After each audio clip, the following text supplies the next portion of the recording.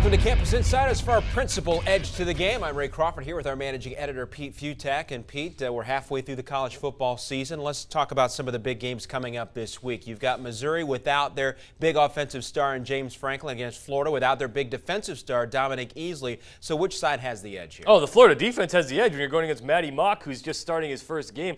You know, he's been fine. He came through in the clutch against Georgia, but now it's a whole different thing that Florida has to prepare for him. They get a whole week to train everything on this one guy and say stop him from hitting the big-time Missouri receivers. I think they load up against the running game, make Matty Mock throw deep. He does have a good deep arm, but it's a whole different thing going against the best defense in the SEC. Next up, a rematch of last year's Pac-12 championship game and a matchup between two young coaches out west. You've got UCLA's Jim Mora Jr.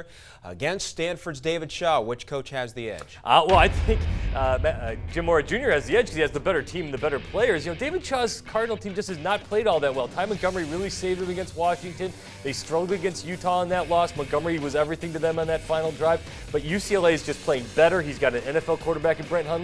Got a lot of speed and athleticism on that defense. I think Jim Mora Jr., because he has the better players, he's going to be the better coach. All right, how about a game being played exclusively here on CampusInsiders.com? UNLV, winners of 4 straight against 17th-ranked Fresno State. Who has the edge? Oh, Fresno State has the edge because they're just better. I mean, Derek Carr has been fantastic this season. This offense has been unstoppable.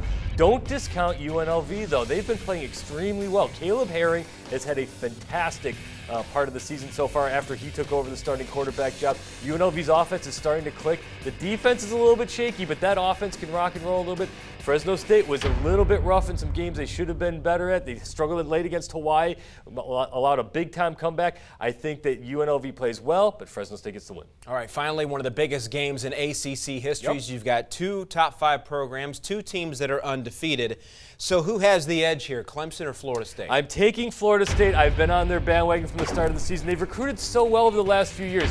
They've got SEC-level talent across the board. It's just young. The big key coming into the season was their freshman quarterback going to be able to rock and roll, and Jameis Winston has certainly proved that he can handle himself. I think he will be fine. I think the pass rush is finally going to show up to get the Taj Boy.